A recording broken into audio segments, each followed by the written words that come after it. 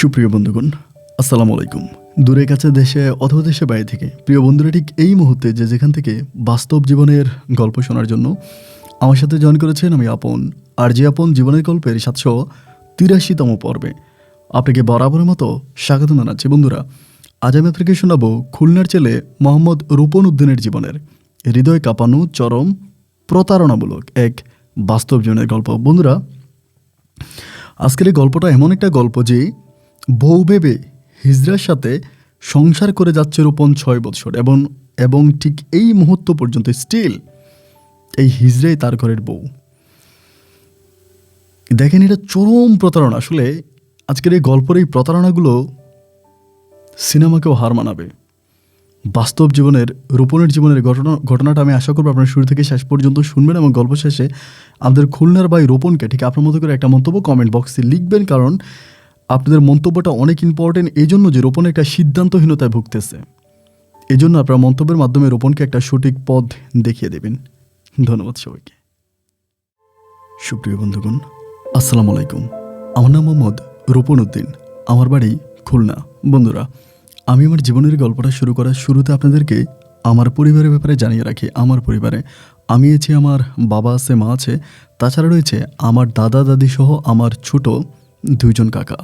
আমার কোনো ভাই বোন নেই। খুলনা শহরেই আমাদের পরিবারটা ছিল এক উচ্চবিত্ত পরিবার। আমার বাবা খুলনারই ভীষণ নাম করা একজন মানুষ। আমাদের খুলনা শহরেই অনেকগুলো ব্যবসা প্রতিষ্ঠান ছিল। এছাড়া আমার বাবার খুলনাতে নিজস্ব বাড়িও আছে। গ্রামেও আমাদের অনেক বেশি জায়গা সম্পত্তি আছে। আমাদের অট্টালিকা সম্পদ কোনো কিছুর অভাব নেই। ছোটোবেলা থেকেই যেন সোনার চামচ মুখে দিয়ে আমি আমার জীবনযাপন করি। বাবা মায়ের একমাত্র সন্তান হওয়ার কারণেই বাবা মা দাদা দাদি কাকারা মিলে আমাকে অসম্ভব ভালোবাসে। তাদের আদর ভালোবাসার মাঝে আমার শৈশবের দিনগুলো ভীষণ ভালোই কাটে। একটু একটু করে আমি তখন বড় হই। আমি যখন একটু বড় হই, অতি আদরে সন্তান নষ্ট হয়। আমার বাবা মায়ের অতি আদরে আমি পড়াশোনায় মোটেও ভালো ছিলাম না। আমি পড়াশোনায় যথেষ্ট পরিমাণের বাজে একজন স্টুডেন্ট ছিলাম। ঠিকমতো পড়াশোনা করতাম না, ফ্রেন্ডদের সাথে দুষ্টামি করতাম এবং টিচারদেরকে আমি একটুও মানতাম না। মন চাইলে স্কুলে যাইতাম এবং মন চাইলে না। স্কুলে যাওয়া নিয়ে টিচারদের সাথে আমার অনেক ঝামেলা হইতো। তারা আমাকে মারতো এবং তারা যদি আমাকে একবার মারতো, আমি এরপরে টানা 1 সপ্তাহ স্কুলে যাইতাম না। এবং এই নিয়ে আমার বাবা মাও খুব বেশি একটা টেনশন করতো না, কারণ তাদের কথা হচ্ছে যে তাদের অনেক বেশি জায়গা সম্পত্তি ছিল। আমি পড়াশোনা করি বা না করি এতে তাদের তেমন কিছু যায় আসে না। বাবা মাকে এত বেশি ভালোবাসতো যে বাবা মা যদি গভীর ঘুমেও থাকতো, আমি যদি করেও একটা শব্দ করতাম, আমার বাবা মা দুজনেই এক লাফে উঠে আমাকে জড়াই ধরতো। এত বেশি আমাকে যত্ন করতো।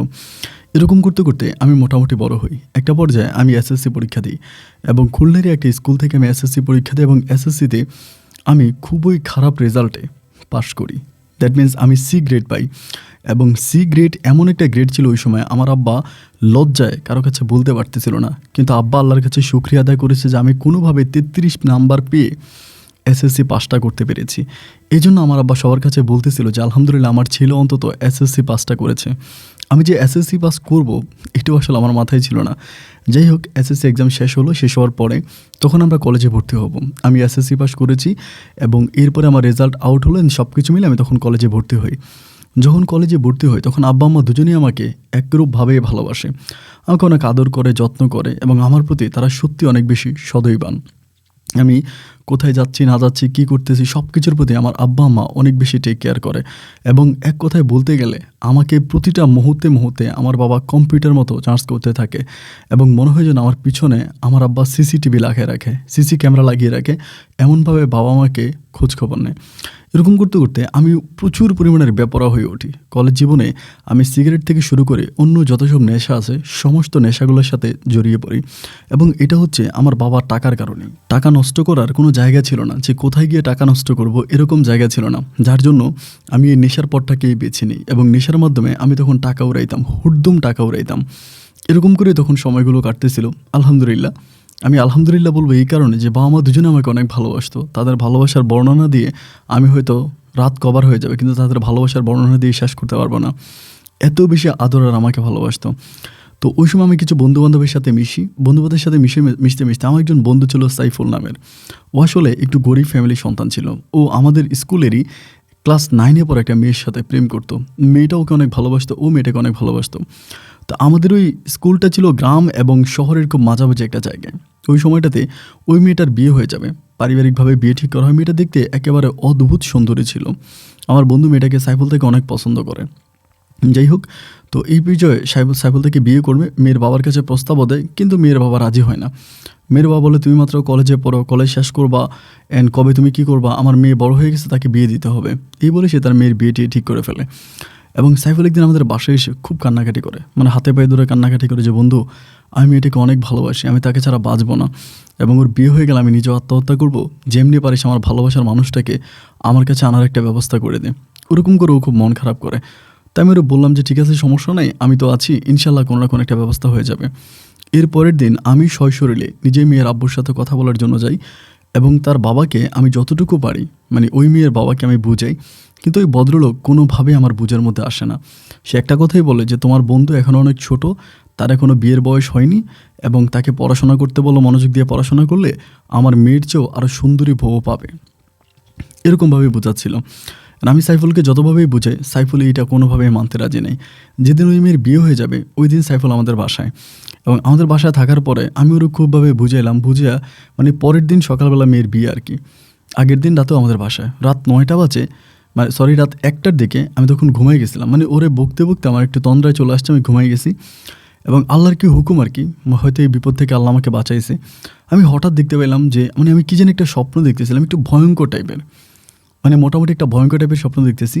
এবং এই স্বপ্নটা দেখার পর আমার ঘুমটা ভেঙে যায়। যখন ঘুম ভাঙে, আমি তাকেই দেখতেছি যে আমার বন্ধু সাইফুল ফ্যানের সাথে ফাঁসি দেওয়ার জন্য ও প্রস্তুতি নিচ্ছে, মানে ফাঁসি দেবে।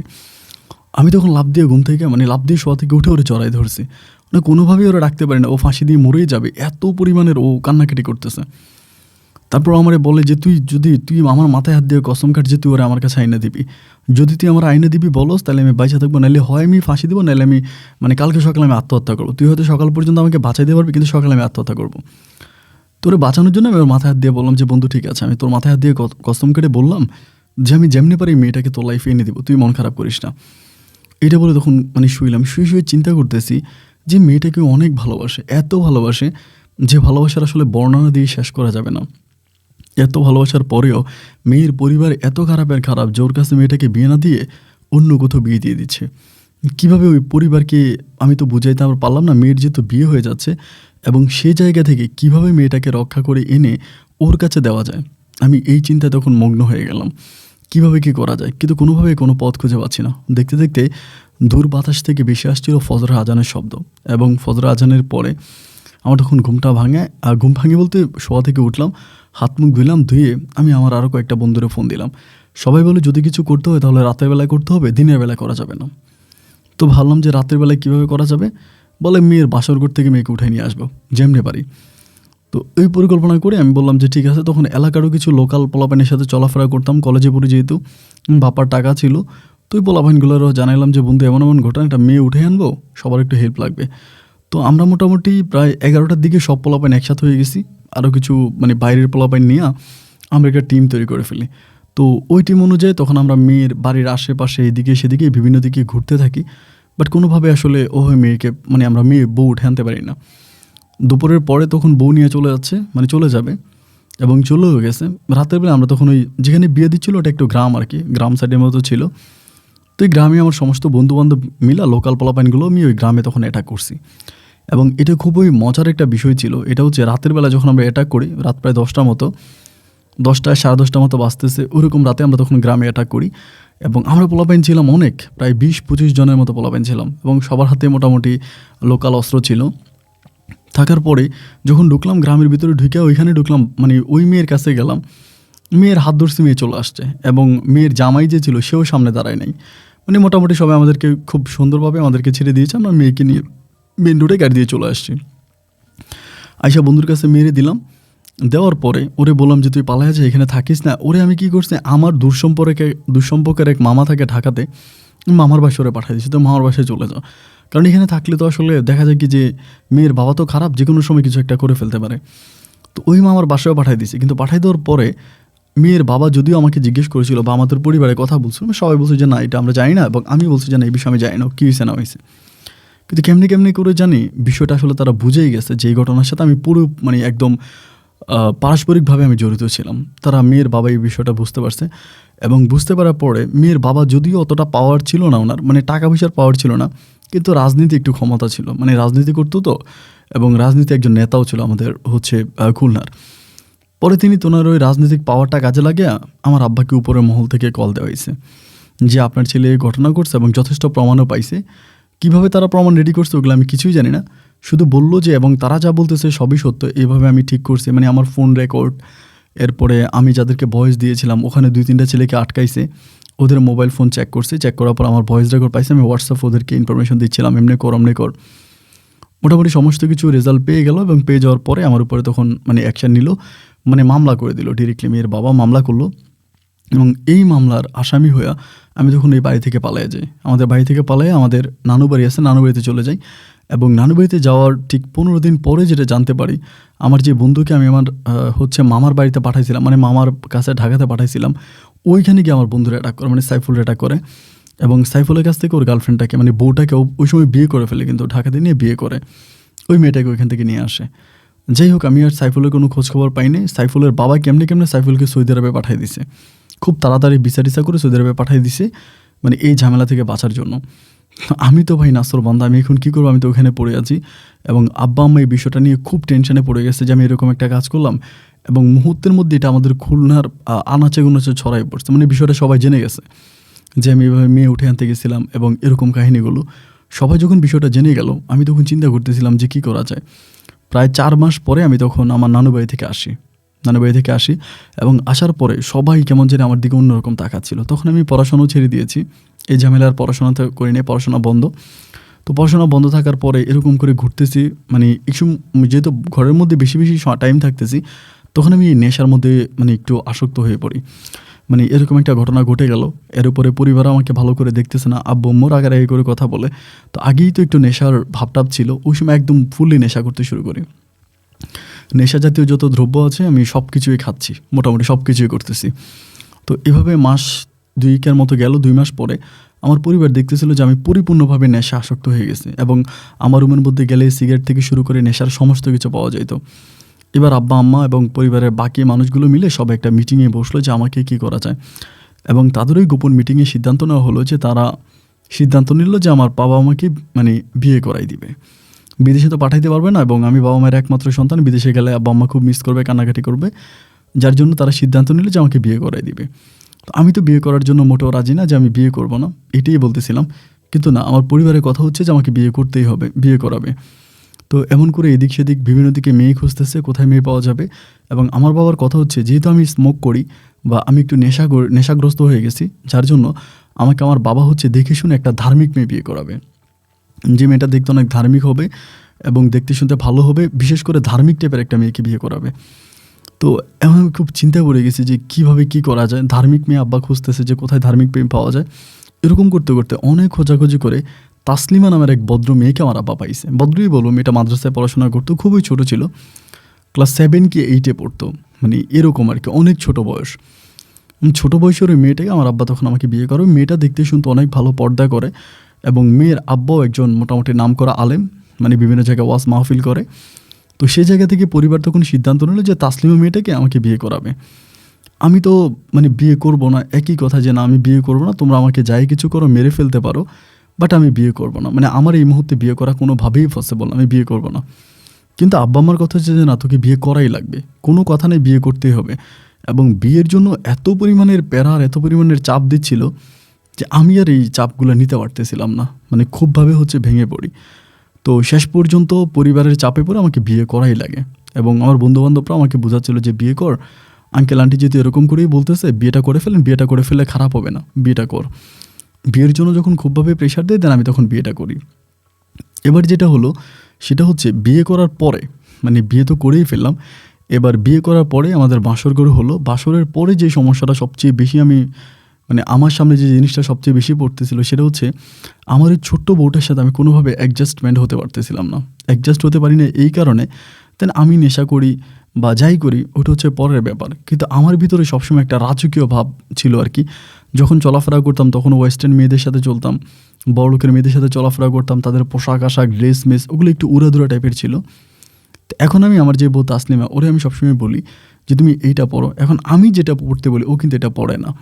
ওকে আমি বলি যে তুমি 3 পিস পরো না, বোরকা পরো না, তুমি জিন্স পরো, টপ পরো, এটা ওইটা ওরে বলি, কিন্তু এগুলো পরে না।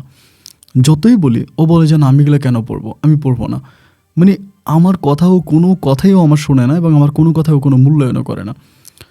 যতই বলি যে তুমি এইটা পড়ো, তুমি ওইটা পড়ো, আমার পছন্দের কোনো রকমের মূল্য ওর কাছে থাকেই না। এবং একটা পর্যায়ে আমি দেখলাম যে ও আমাকে মানেই না। হাজব্যান্ড হিসাবে আমি ওর কাছে মানে 1% পর্যন্ত আমার কোনো সম্মান নাই। এবং ও যতটুকু পারতেছে আমার সাথে খারাপ ব্যবহার, দুর্ব্যবহার, এবং ওরভাবেই ওইগুলো করতেছে। চিন্তা করলাম যে কী করা যায়, কোনোভাবেই অ্যাডজাস্ট হতে পারি না। এবং স্বামী স্ত্রীর মাঝে সবসময় ঝগড়া, ওর সাথে আমার ঝগড়া, ও আমাকে দেখতে পারে না, আমি ওকে দেখতে পারি না। এই নিয়ে আব্বা আম্মা সবসময় দরবার কারবার, একে ডাকে ওকে ডাকে, সবাইকে বলে যে রোপণটা একটু বুঝা, ওইগুলো কী করতেছে, মেয়েটা ছোট বুঝে না। আমি ওর গায়ে পর্যন্ত হাত তুলতাম, মানে তাসনিমাকে আমি প্রচুর মারতামও। তো মারতামও, কোনোভাবে আমি ওকে ঠিক রাখতে পারতাম না। না রাখার পরে এরকম করে অনেকগুলো দিন কেটে যায়। অনেকগুলো দিন কেটে যাওয়ার পরে আমার আব্বা এবার যেটা শুরু করছে সেটা হচ্ছে তাসনিমের যে বাবা আছে আমার শ্বশুরকে প্রতিদিন একবার করে আমাদের বাসায় নিয়ে আসতো। বিকেলবেলা আমাদের বাসায় আসার পরে তাসলিমের আব্বা তখন আমাদের বাসায় এসে মানে দিনের কথা বলতো, ইসলামের কথা বলতো, বিভিন্ন নারীর প্রতি মানে স্বামী স্ত্রীর প্রতি যে ভালোবাসা, স্ত্রী স্বামীর প্রতি, স্বামী স্ত্রীর প্রতি এই ভালোবাসা নিয়ে উনি বয়ান দিচ্ছে। এবং মোটামুটি ইসলামিক অনেক কথাবার্তা তিনি আমাদেরকে শোনাচ্ছে আর কি। এগুলো আমি মানে শুনতে হচ্ছে। তখন মানে কী আর করবো, মানে একদম ঘরে বসে বসে এই জিনিসগুলো শুনতেছি, এইগুলো আর নিতে পারতেছিলাম না। রাগ হচ্ছে প্রচণ্ড ওনার উপরে যে উনি কেন প্রত্যেক দিন আসে, এসে এসব দিনই কথাবার্তা বলে, আমার তো এগুলো শুনতে ভালো লাগে না। এইভাবে একটা পর্যায়ে খুব বিরক্ত হয়ে গেলাম, এতটাই বিরক্ত হইলাম যে আমি আসলে কোনোভাবে নিজেকে ঠিক রাখতে পারতেছিলাম না। এবং নেশা তো তখন পর্যন্ত নেশা করি। তো শেষ পর্যন্ত আমার যে ঢাকায় যে মামার বাসায়, আমি আমার বন্ধুকে পাঠিয়েছিলাম সাইফুলকে, আমি একদিন বাসা থেকে রাগ করে ওই মামার বাসায় চলে যাই। তো মামার বাসায় চলে যায়, বিষয়টা হচ্ছে ওরকম যে ওইখানে গিয়ে আমি মোটামুটি আমার মানে গিয়ে ওইখানে থাকতে শুরু করি। বাড়ির কোনো খোঁজখবর নেই না, খুলনাতে ফোনও করি না, এবং আমার যে বউ আছে তারও খোঁজখবর নেই না। আমার বউ খুবই ছোটো ছিল, মানে অনেক কম বয়স্ক, এবং দেখতে শুনতে মাশাআল্লাহ অনেক সুন্দরী ছিল। কিন্তু ওই আমার কথা হচ্ছে ওই বোরকার মধ্যে থাকে, হিজাব পরে, তারপরে ইসলামিকভাবে চলাফেরা করে, এই জিনিসটা আমার ভালো লাগতো না।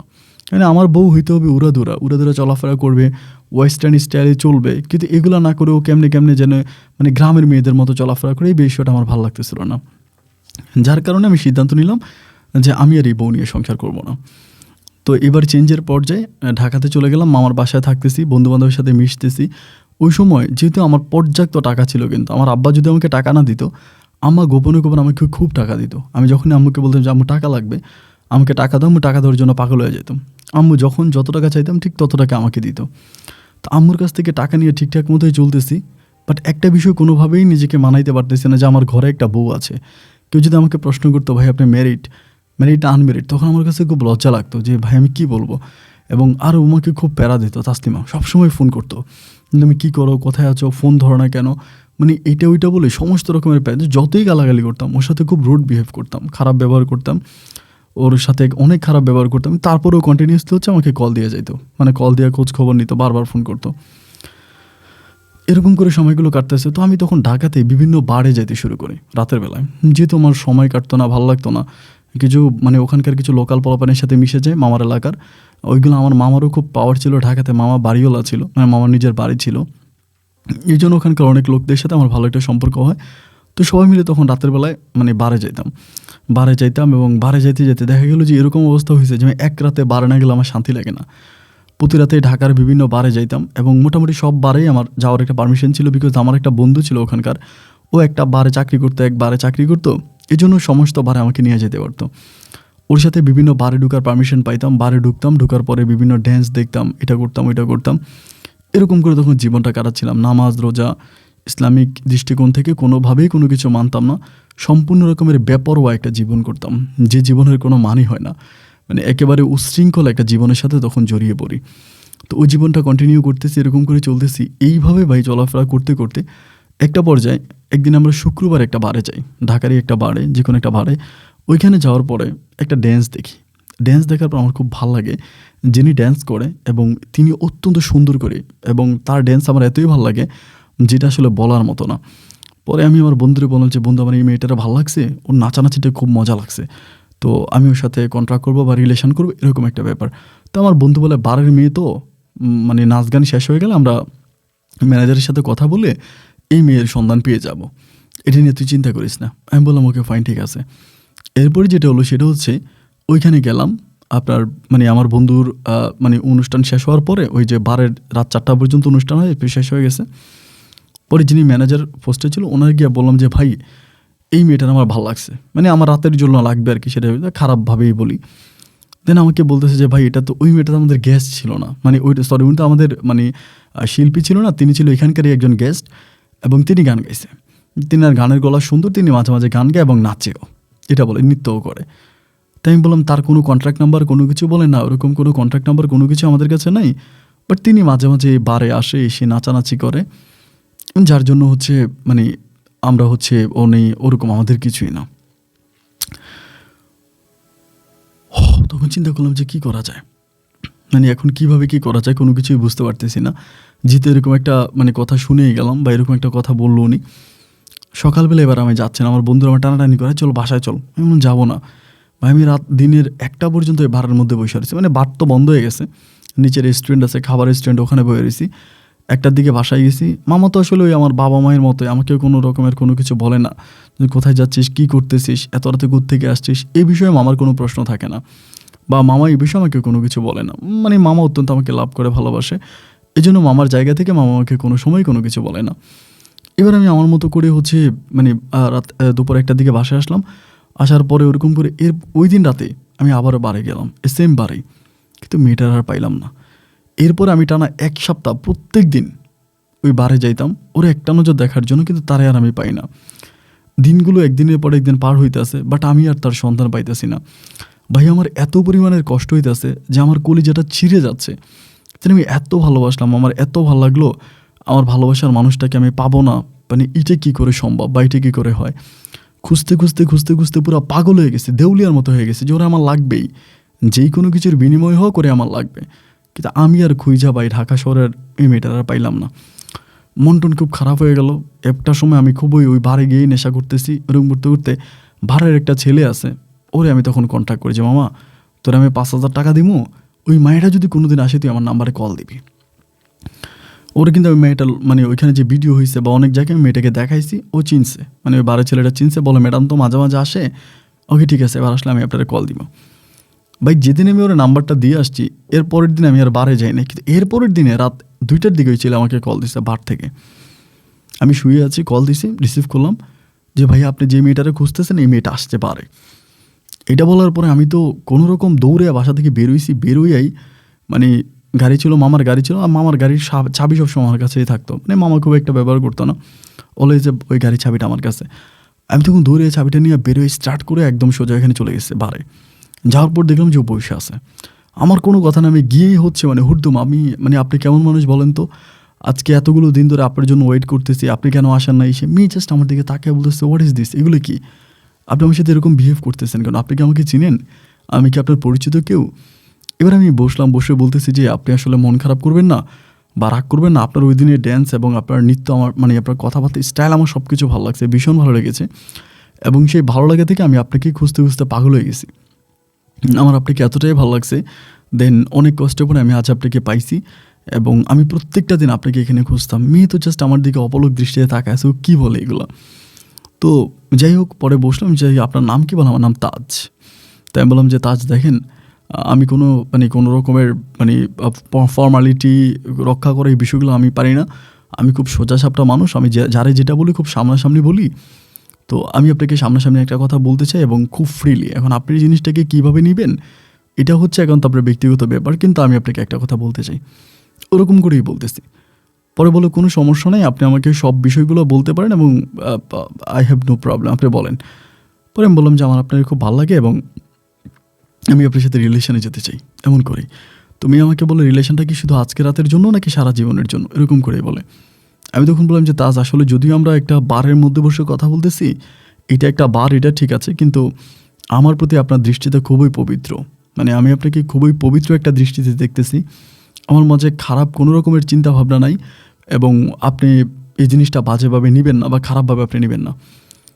পরে আমাকে বলতেছে যে আপনি কি বলতে চাচ্ছেন, মানে আপনি কি বলেন এটা আমাকে বুঝিয়ে বলেন, আসলে কি? আমি তখন বললাম তাইলে আমার কাছে বারে আপনার সাথে কথা বলতে একটু আনইজি ফিল হচ্ছে, আমি এখান থেকে বের হয়ে আমরা হচ্ছে বারান্দায় গিয়ে কথা বলি। মানে আমার কাছে মনে হচ্ছে বার জিনিসটাই তো খারাপ মনে হচ্ছে আর কি। সো এইখানে তার সাথে কথাবার্তা বলা মানে সে আরও বেশি খারাপ হবে বা ওরকম কিছু একটা মনে হচ্ছে। সো আমি চিন্তা করলাম যে আমি তার সাথে বারান্দায় গিয়ে কথা বলি। তো আমি বারান্দায় নিয়ে গেলাম। বারান্দায় যাওয়ার পরে ওইখানে বসলাম। বসে আমি বলছি, দাস দেখেন, সত্যিকার অর্থে আমার আপনার অনেক ভালো লাগছে এবং আমি আপনার সাথে রিলেশনে যেতে চাই।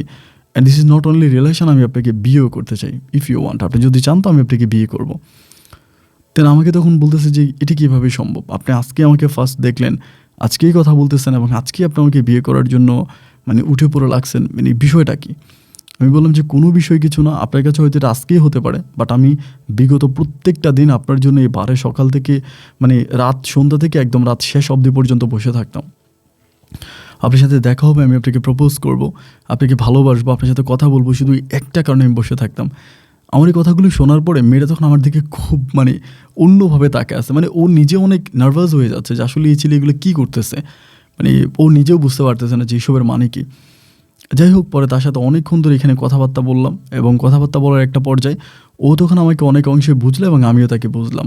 একটা পর্যায়ে আলহামদুলিল্লাহ আমাদের দুজনের মাঝে মোটামুটি এক ধরনের একটা রিলেশন হয়ে গেছে। এটা ঠিক ফজরের একটু আগে, মানে যখন বার বন্ধ হয়ে যাবে, বারের সব কিছু অফ করে দিবে, ওই টাইমটাতে মোটামুটি তার সাথে আমার একটা রিলেশন মোটামুটিভাবে হয়ে গেছে, একটা রিলেশন।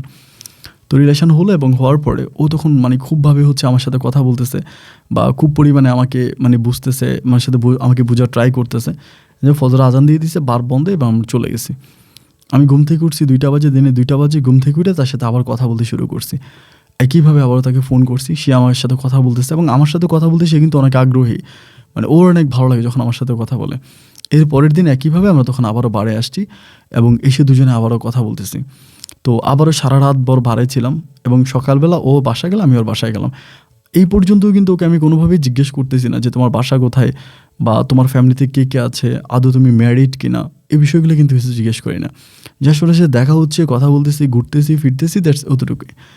তো এরপরে 3য় দিন যখন আমাদের বাড়ে দেখা হয়, ও আমাকে বলে আজকে আমি বাড়ে থাকবো না, আমি বাসায় চলে যাব, আমার বাসায় একটু প্রবলেম আছে, এটা আমাকে বলে। তো আমি বললাম যে তোমার বাসায় কিসের প্রবলেম, মানে কে আছে তোমার বাসায়, ডিরেক্টলি জিজ্ঞেস করলাম। এটা বলার পরেই ও তখন একটু আমার দিকে অন্য রকমের লুকিং দিয়ে বলতেছে, আজকে এতদিন পরে আর তুমি আমাকে জিজ্ঞেস করতেছো যে আমার বাসায় কে আছে, এটা কি তুমি আমাকে এর আগে জিজ্ঞেস করতে পারতো না, বা এর আগে কেন এটা জিজ্ঞেস করলে না? আমি বললাম আসলে আমার কাছে মনে হয়েছে এর আগে এই প্রশ্নটা করা কোনো প্রয়োজন ছিল না, এখন হয়তো কথার প্রসঙ্গে উঠছে তাই বলে জিজ্ঞেস করলাম। বাট তোমার ফ্যামিলিতে কে আছে না আছে এটা আমার জানার কোনো ইন্টারেস্ট নাই, বিকজ আমি তোমারে লাভ করি, তুমি আমারে লাভ করো, আমার তোমার ফ্যামিলি নিয়ে কোনো রকমের কোনো কিছু কৌতূহল নাই। পরে খুব হাসিয়া বলতেছে যে রোপন, আসলে আমার ফ্যামিলিতে আমার বাবা আছে, মা আছে এবং আমি তাদের সন্তান, তারা আমাকে খুব ভালোবাসেন, তুমি ম্যারিড? বলে না। তো যাই হোক, খুব ভালো লাগলো ওই কথাটা শোনার পরে। তো এভাবেই আমি তার সাথে প্রতিনিয়ত বারে যেতাম, দেখা করতাম, কথা বলতাম। অনেকগুলো দিন এভাবে কাটলো এবং একটা পর্যায়ে আমি তার সাথে দিনেও ঘুরতে শুরু করি। ঢাকা শহরের ফ্যান্টাসি কিংডম থেকে শুরু করে ঢাকা শহরের বিভিন্ন সুন্দর সুন্দর জায়গাগুলোতে আমি তাকে নিয়ে ঘুরতাম, বিভিন্ন জায়গায় যাইতাম। এরকম করে করে আমাদের মাঝে মোটামুটি খুবই সম্পর্কটা অনেকটাই ক্লোজ হয়ে গেছে, অনেক ডিপ হয়ে গেছে। আর এরই মাঝে তাসনিমে কিন্তু তাসনিমার জায়গায় পড়ে গেছে, আমার আব্বা আম্মার খোঁজ খবর নিতেছে, আমার আব্বা আম্মার সাথে থাকতেছে, তাদের একেবারে আদরে লক্ষ্মী বউয়ের মতো করে চলাফেরা করতেছে, ড্রেস আপ পড়তেছে, নামাজ পড়তেছে, রোজা রাখতেছে। মানে ও ওর জায়গায় দাঁড়িয়ে খুব সুন্দরভাবে আমার পরিবারকেও কন্ট্রোলিং করে যাচ্ছে। বাট আমি ওর কাছে যাইও না, ওর সাথে ফোনে কথাও বলি না, ওর সাথে আমার কোনো যোগাযোগ নেই। আমি একইভাবে আমি তাসনিমাকে হচ্ছে তাসকে নিয়ে তাজের মতো করে ঢাকা শহরে আমি তাসকে নিয়ে ঘুরে বেড়াচ্ছি। এরকম করে অনেকগুলো দিন কাটলো। হঠাৎ করে একদিন তাজ আমাকে সকালবেলা বলতেছে যে আজকে রাতে আমার বাসা আসতে পারবা। মানে হঠাৎ করে, এটা আমার রিলেশনটা হওয়ার প্রায় 2 থেকে আড়াই মাস পরে। এই 2-2.5 মাস কিন্তু আমরা প্রচুর জায়গায় ঘুরেছি, আমাদের মাঝে অনেক ভালো সম্পর্ক হয়েছে, কিন্তু শারীরিক কোনো সম্পর্কটা ঠিক এই পর্যন্ত হয়নি। দেন এরপর আমাকে বললো যে তুমি আজকে রাতে আমার বাসা আসতে পারবা, এমন করেই বলে। তো আমি বললাম পারবো না কেন, অফকোর্স পারবো, কেন তোমার বাসায় কি কোনো অনুষ্ঠান বা কোনো কিছু? দেন আমাকে বলে যে একটা ছোটোখাটো অনুষ্ঠান আছে, আর তুমি আসলে খুব ভালো হবে, তুমি আসলে খুব মজা হবে, এরকম করে বলতেছে। তো সন্ধ্যার দিকে, সন্ধ্যা রাতে আমি তখন ওদের বাসায় গেলাম এবং বাসায় না অ্যাকচুয়ালি আমাকে বাসার কথা বলছে, এটা বাসা ছিল না, এটা একটা লাইক রেস্টুরেন্ট বা সামথিং এরকম পার্টি সেন্টারের মতো ছিল। আমি ওইখানে গেলাম এবং যাওয়ার পরে দেখলাম যে এটা মোটামুটি একটা জমকালো অনুষ্ঠান এবং আজকে তার হচ্ছে বার্থডে, মানে তার জন্মদিন। এটা আমি জানতামই না যে আজকে তার জন্মদিন। এবং সেখানে যাওয়ার পরে তার জন্মদিন শুনলাম বা সবাই সেলিব্রেট করতেছে, আমি তো ভীষণ অবাক।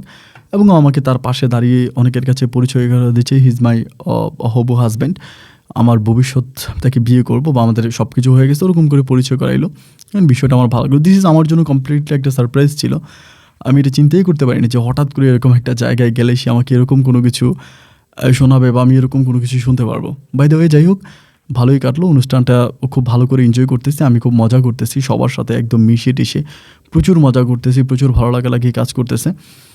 এইভাবে কাটতে কাটতে প্রায় অনেক রাত হয়ে গেছে। হওয়ার পরে ওই দিন ও একটু ড্রিঙ্কস করছিল, ও কিন্তু এমনিও ড্রিঙ্কস করতো, মোটামুটি বারোনারি ড্রিঙ্কস করতো। এবং আমি ওই দিন মোটামুটি অনেকটা ড্রিঙ্কস করার পরে ওই পার্টি সেন্টার ওখানে থাকার জায়গা আছে, রাত 2টার দিকে আমরা তখন রুমে চলে গেলাম। ও গেল, আমিও গেল। তো যাওয়ার পরে যখন আমি রুমে ঢুকলাম, ঢুকে তার সাথে মোটামুটি, যেহেতু আমরা অনেক রিলেশন আমাদের অনেক দিন ধরে, তো সেখানে আমি ট্রাই করলাম যে তার সাথে সামথিং কিছু একটা করার জন্য, কোনো একটা সম্পর্কে জড়ানোর জন্য। কিন্তু আমাকে কোনোভাবেই দিল না, মানে কোনো একটা সম্পর্কে জড়াতে দিল না এবং আমার কাছ থেকে মোটামুটি অনেকটাই সে দূরত্ব বজায় রাখলো। যাই হোক, এমন করতে করতেই সকাল হয়ে গেল এবং আমি তারপরে সকাল প্রায় 2টা-3টা পর্যন্ত ঘুমাই। 2টা-3টা পর্যন্ত ঘুমানোর পরে তখন বের হই ওর বাসায় যেতেন, আমি আমার বাসায় আসি। এরকম করে ওই রাতে যে আমি তাকে তার বিভিন্ন অঙ্গে হাত দিয়েছি বা সেই জায়গা থেকে আমার ভিতর তার প্রতি একটা মানে সেক্সুয়াল যে একটা মানে ওরকম কিছু একটা জাগলো যে আমি তার সাথে কোনো একটা সম্পর্কে জড়িত হব এবং এই ধরনের কোনো একটা সম্পর্ক আমি তার সাথে করব। বাট এটি কীভাবে সম্ভব? এভাবে ট্রাই করতেছি, বাট অনেক ফ্রেন্ডদেরকে বলি যে বন্ধু দেখ, ওরা আমার ভালো লাগে, আমি ওর সাথে এরকম একটা সম্পর্ক করতে চাই, বাট ওরকম সুযোগ ওর কাছ থেকে পাচ্ছি না। ও সবসময় আমার কাছ থেকে দূরে থাকতেছে, ওকে কাছে আনতেই পারি না। কেন জানি মানে আমাকে দেখলে মনে হয় অনেক দূরে সরে যায়। তো আমার বন্ধুগুলো খুব দুষ্ট প্রকৃতির ছিল, ওরা আমার এই বিভিন্ন বুদ্ধি দেয়। এক বন্ধু তখন আমাকে বলে বসছে, একটা কাজ কর, ওরা কক্সবাজার নিয়ে যা। কক্সবাজার বা কোথাও ঘুরতে গেলে তো অনেকটা টাইম একসাথে থাকবি, অ্যান্ড তখন সামথিং কিছু একটা হয়ে যেতে পারে, আমাকে বলতেছে। আমি তখন বললাম ওকে ফাইন, তাহলে এটা করা যায়। এই পরিকল্পনা করে আমি তখন তারা হঠাৎ করে একদিন বললাম যে আমার মনটা ভীষণ খারাপ, চলো আমরা একটা সামথিং একটা স্মল ট্যুরে যাই, কোথাও ছোটো একটা ট্যুর করে আসি। এবং আমি ট্যুরে যাব কক্সবাজার, এটা বলার আগেও নিজে আমাকে বলেছে আমরা কক্সবাজার যেতে পারি। তাই আমি বললাম যে ফাইন, ওকে দেন আমরা কক্সবাজার যাব। 2 দিন পরে আমি তখন প্লেনে টিকিট কেটে ফেলি, ও আর আমি তখন প্লেনে করে কক্সবাজার চলে যাই। এবং নর্মালি হচ্ছে হাজব্যান্ড ওয়াইফ পরিচয়, আমরা তখন রুমে উঠি এবং খুব নামি একটা কক্সবাজারে খুবই নামি একটা হোটেলে আমরা তখন রুমে উঠি। ওঠার পরেই তো রেস্ট করলাম, রেস্ট করে রাত হলো, খাওয়া দাওয়া করলাম, করে দেন আমরা একটা সম্পর্কে যাব। আমি ওরকমভাবেই বাইরে থেকে প্রস্তুতি নিয়ে আসছিলাম যেরকম কিছু একটা করব। সেদিনও সে একইভাবে আমার কাছ থেকে মানে মোটামুটি অনেকটা দূরত্ব সে আমার কাছ থেকে তৈরি করে ফেললো। এবং সে রাতে সে আমাকে কিছু কথা বলেছে, কথাগুলো আমার কক্সবাজারের ট্যুরটাই সম্পূর্ণ নষ্ট হয়ে গেল। মানে আমার ভিতরে যে ড্রিমটা ছিল, স্বপ্নটাই ছিল, ওই স্বপ্নটাই পুরোপুরিভাবে ভেঙে গেল। আমাকে এটা বলতেছে, আমার তোমার সাথে বারে পরিচয়, বারে যাইতাম, আমরা একসাথে অনেক দিন ছিলাম বা সব কিছুই ঠিক আছে, বাট আমাদের মাঝে এই সম্পর্কটা বিয়ের আগে হবে না। মানে আমাদের এই কাজটা করতে হলে আমাদেরকে বিয়ে করতে হবে, বিয়ের আগে আমরা এই ধরনের কোনো সম্পর্কে জড়াবো না। মানে ওর এই কথাটা বলার কোনো রকমের মানি বা কোনো কিছু আমি বুঝতেছি না, যেটা ও কী বলে। আমি বললাম যে তুমি এটা আমাকে কেন বলতেছো যে এই কাজটা করতে হলে আমাকে বিয়ে করতে হবে? কেন বিয়ে করতে হবে? আমরা রিলেশনশিপে আছি এবং আমরা চাইলেই তো এই ধরনের কাজ করতে পারি, এটা তো তুমি আমাকে বাধা দিতে পারো না। আমাকে বলে নেভার, এটা যদি তুমি আমার সাথে করতেই হয় অ্যান্ড তুমি আমাকে বিয়ে করতে হবে এবং বিয়ের পর আই হ্যাভ নো কমপ্লেন, আমার কোনো অভিযোগ নেই, then you can whatever you want you can do. তখন ভাবতেছি যে কী করার, মানে ওই সারাটা রাতও কেটে গেল, ও আমাকে কোনো কিছুই করতে দিল না। সকালবেলা ভাই এত পরিমাণে রাগ হয়েছে, আমি আর রাগ কন্ট্রোল করতে পারলাম না। রাগ কন্ট্রোল না করতে পারে ওটা বললাম যে তুমি কী চাচ্ছ, মানে মানে অ্যাকচুয়ালি তোমার চাহিদাটা কী? ও আমাকে বলে তুমি যদি আমাকে ওই কাজটাই করতে চাও তুমি আমাকে বিয়ে করতে হবে। আমি বললাম তোমার সাথে তোমার আইডেন্টি কার্ড আছে? ও বলে না, বার্থ সার্টিফিকেট আছে। আমি বললাম ফাইন, তোমার বার্থ সার্টিফিকেটটা দাও, আমি তোমাকে আজকে বিয়ে করবো। এটা পরের দিন আর কি, কক্সবাজারে যেদিন গেলাম তার পরের দিন। ওই রাত আমাকে কোনো কিছু করতে দিল না। মানে আমার কথা হচ্ছে আমার যে কোনো কিছুর বিনিময় হোক ওকে আমার ইউজ করতে হবে, মানে এটা যে কোনো ওয়েতে হোক বা যে কোনো কিছুর বিনিময় হোক। পরে রুমে ওই রকম করে তর্কাতর্কি করার পরে দেন ও আমাকে বলে যে ওকে ফাইন, ঠিক আছে, তুমি যদি এটা করো, বিয়ে করো, তাহলে আমি রাজি আছি। অ্যান্ড পরের দিন আমি তখন আমার 2টা ফ্রেন্ডের ফোন দিলাম ঢাকা থেকে, ওরা চলে আসছে প্লেনে করে, এবং ওর 2টা বান্ধবীরা ফোন দিল, একইভাবে ওইগুলো আসছে। আসার পরে আমি তখন কক্সবাজার একটা কাজী অফিসে তাকে বিয়ে করলাম, যেটা কাবিন অনুযায়ী 15 লক্ষ টাকা কাবিন দিলাম, 15 লাখ টাকা কাবিনে তখন তার সাথে আমার বিয়ে হলো। এবং বিয়ে হবার পরেই এর পরের দিনে বন্ধু-বান্ধব মোটামুটি সবাই মিলে আমাকে হোটেল রুমে বাসরঘর সাজাই দিতেছে, যেহেতু আমাদের বাসর হবে।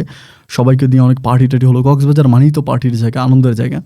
আনন্দ ফুর্তি করলাম, পার্টি হলো, অনেক রোমান্স হলো, অনেক মানে দুষ্টামি, ফাইজলামি মোটামুটি সব কিছুই হলো। খুব বেশি মজা করলাম। এবং ওই জায়গা থেকে যেটা হলো সেটা হচ্ছে, ও তখন করলো কি, মানে সব কিছু যখন রেডি হলো, আমরা তখন স্বামী-স্ত্রীর সম্পর্ক যখন জড়িয়ে পড়ি, বাট আমার কাছে মনে হলো যে আমার স্ত্রী যে আমার সাথে ছিল তাসলিমা, তাসলিমা কোনোদিন আমাকে সেই সুখটা দিতে পারে নাই, যে সুখটা আমি তাজের কাছ থেকে পাইছি। একজন স্ত্রীর কাছ থেকে স্বামী ঠিক যতটুকু শান্তি পাওয়া যায়, তাজ আমাকে সম্পূর্ণ রকমের শান্তিটাই দিয়েছে। খুব ভালো লেগেছে। আমাদের বাসরটা হলো, এরপরে একটানা 14 দিন আমি ওকে নিয়ে কক্সবাজার ছিলাম। টানা 14 দিন, যেহেতু আমরা বিয়ে করে ফেলছি। দেন 14 দিন পরে কক্সবাজার থেকে ব্যাক করি। ব্যাক করার পরেও তখন ওর বাসায় যাই, আমি তখন আমার মামার বাসায় যাই। আর এদিক দিয়ে তখন চিন্তা করতেছি, বিকজ তাসলিমা তো আমাকে খুবভাবেই প্যারা দিতেছে, ফোন তো করেই যাচ্ছে। আমি তখন অনেক মাস পরে তখন আমি বাড়িতে যাই, মানে গ্রামে যাই। গ্রামে বলতে খুলনাতে যাই আর কি। এখন খুলনাতে গেলে পরে একইভাবে তাসলিমের সাথে আমাকে থাকতে হবে।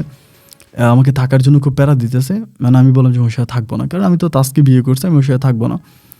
আমি তখন কী করলাম, একটা ফ্রেন্ডের বাসায় গিয়ে ঘুমাইছি রাতের বেলায়। ফ্রেন্ডের বাসায় ঘুমাইলাম। ঘুমানোর পরে সকালবেলা ফ্রেন্ডের বাসা থেকে আমি আমার বাসায় আসছি। আসার পরে তো দেখলাম যে বিশাল আকারের মিটিং। তাসলিমার আব্বা, আমার আব্বা, মোটামুটি ওই যে ওদের যে একটা মিটিং থাকে না, পারিবারিক একটা মিটিং, ওই মিটিংয়ে বসে গেছে। আমি আসার পরে তাসলিমার আব্বা আমাকে ডাক দিয়েছে। ডাক দিয়ে আমাকে বললো, রোপণ বসো। আমি বসলাম। পরে আমাকে বলতেছে, তুমি কেমন মেয়েরে পছন্দ করো না, মানে ওরকম করেই বলতেছে। আমি জাস্ট ওনাকে কিছু বলবো, ওই সময় আব্বা আমাকে বলতেছে যে এখান থেকে উঠ, তুই এখান থেকে যা। আমি কি কোনো কিছু বলার সুযোগ দিল না, এখান থেকে আমাকে উঠাই দিল। উঠে দেওয়ার পরে আমি নর্মালি ওখান থেকে উঠে চলে আসছি। আব্বা যেহেতু বলছে তুই চলে যা, আমি চলে আসছি। উঠে ওখান থেকে চলে বাইরে আসছি। বাইরে আসার পরে বসে আছি। অনেক পরে আমার আম্মু আসছে আমার কাছে, আইসা বলতেছে, বাবারে তুই আমার কাছে যখন যত টাকা চাস, আমি কিন্তু আমার আম্মারে খুব মানতাম, মানে আম্মার প্রতি আমার অনেক টান ভালোবাসা ছিল আর কি। সবসময় আম্মাকে অনেক ভালোবাসতাম। আব্বুর সাথে যদিও ভালো ছিলাম না, বাট আম্মুর সাথে আমার সম্পর্কটা বরাবরের মতো অলওয়েজে ভালো ছিল। আম্মু তখন আমাকে বলতেছে, তুই আমার কাছে যখন যত টাকা চাচ্ছিস আমি তোকে তত টাকাই দিচ্ছি, এবং আমি তোকে অনেক আদর করি, ভালোবাসি, তুই আমার একমাত্র সন্তান। কিন্তু বাবা তুই এটা কী করতেছিস, মানে এটা কেন করতেছিস, আম্মু আমাকে বলতেছে। তা আমি বললাম, আমি এমন কি করলাম যেটার কারণে তুমি আমাকে এই ধরনের কথা বলতেছো, আমি কি করছি, মানে তোমার দৃষ্টিতে আমি খারাপ কোনটা করলাম। আম্মু আমাকে বলতেছেন, আমি তোকে খুব খারাপের কোনো কিছু বলতেছি না, আমি জাস্ট তোকে বলতে চাচ্ছিলাম যে এইটা, যে তুই এটা কোন ঘটনা ঘটাচ্ছিস, এই মেয়েটার অপরাধটা কি, তাকে বিয়ে করে, এবং এত ছোট্ট একটা মেয়ে, তাকে বিয়ে করে কোনোদিন তুই তার কাছে যাসও না, তার সাথে কথাও বলিস না, এবং কেন তুই এগুলো করতেছিস। আমি বললাম, আম্মা ও তো আমার সাথে অ্যাডজাস্ট হচ্ছে না, মানে আমাদের হাজব্যান্ড ওয়াইফ তো অ্যাডজাস্ট হতে হবে, বাট আমি ওর সাথে কোনোভাবে অ্যাডজাস্ট হতে পারি না। এখন অ্যাডজাস্ট হতে হলে কিছু বিষয় আছে, ও তো আমার এগুলো মানে না। আমার আম্মা তখন করলো কি, আমাকে ঘরে নিছে, মানে ওর কাছে নিয়ে গেছে। অনেক মাস পর ওর সাথে আমার দেখা। পরে নিয়ে যাওয়ার পর ও কান্না করতেছে বসে বসে। আম্মা তখন আমাকে খুব খোলাখুলিভাবে ওর সামনে বলতেছে যে তুই আমাকে খুব খুলে বল যে তোদের মাঝে সমস্যাটা কী, আমি এই সমস্যার সমাধান করব, এবং যেভাবেই হোক আমি এই সমস্যার সমাধান করবো, তুই আমাকে জাস্ট খুলে বল যে কী সমস্যা। আমি তখন আমার এই সমস্যার কথাগুলো বললাম, যে আম্মু আমার পছন্দের ড্রেস পরে না, আমি যেটা বলি ওইটা করে না, ও সম্পূর্ণ ওর মতো করে এরকম করে চলে। তারপর আম্মুকে বলতেছে যে দেখো তোমার হাজব্যান্ড যেভাবে বলে তোমাকে এইভাবে চলতে হবে। তাসলিমা তখন বলতেছে, আমার আব্বা একজন আলেম মানুষ, আমি মাদ্রাসা লাইনে পড়াশোনা করছি, ও আমাকে এই ধরনের ড্রেসগুলো পরতে বলে, এটা পরতে বলে, ওইটা পরতে বলে, এখন আমার পক্ষে কি এগুলো পসিবল, আপনি বলেন, এটা বলে। কিন্তু একইভাবে হচ্ছে আমি তখন বলতেছিলাম যে না, ও আমার কথা শুনতে হবে। এইবার তাসলিমা কী করলো, হুট করে আমার আম্মুর কথা রাজি হয়ে গেল যে ঠিক আছে আম্মু, ও আমাকে যেটা পড়তে বলে আমি সেটাই পরবো, ও যেন তো ভালো হয়ে যায়।